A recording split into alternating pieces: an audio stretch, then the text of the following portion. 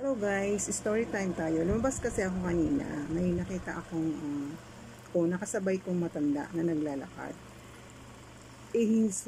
Sobra na siyang matanda. Yung pasubsob na siya, halos ganun na siya. Baluktot na talaga siya.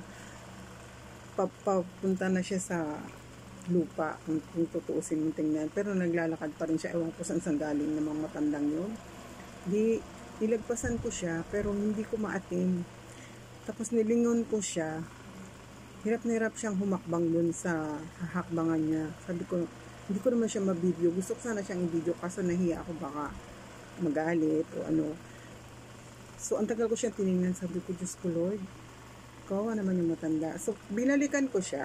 Inakay ko siya hanggang dun sa gate ng bahay niya. Malapit lang pala dun yung bahay niya. Kaya lang hirap na hirap siyang humakbang dun sa kabila. So, inakay ko siya.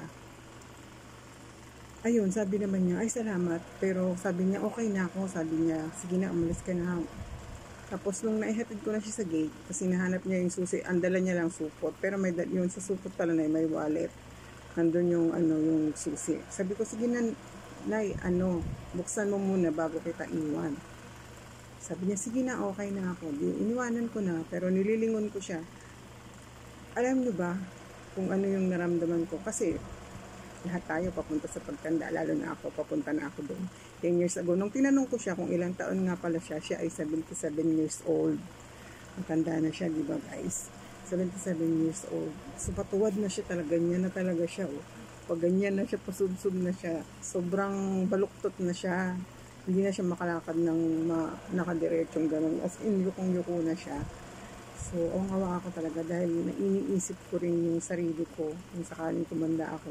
Alam nyo guys, pag ako, nakakakita ako ng mga matanda,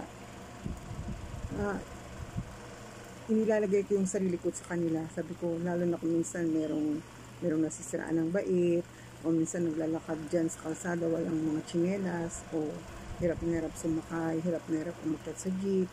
Ako ganun na rin ako, inahirapan na rin ako dahil may dipensya nga yung pa ako sa gout. So, lagi kong inilalagay yung sarili ko sa kanila. Saan kaya kung tumanda na rin ako na wala namang aakay sa akin na gano'n. Hindi natin alam. So, nakakalungkot yung nakita ko kanina. Halos umiyak ako nung iniwanan ko na siya dun sa gate. Sinakakaway matanda. So, nandito na lang guys. Siguro yung nagawa ko magandang yun dahil matulungan ko yung matandang tumawin.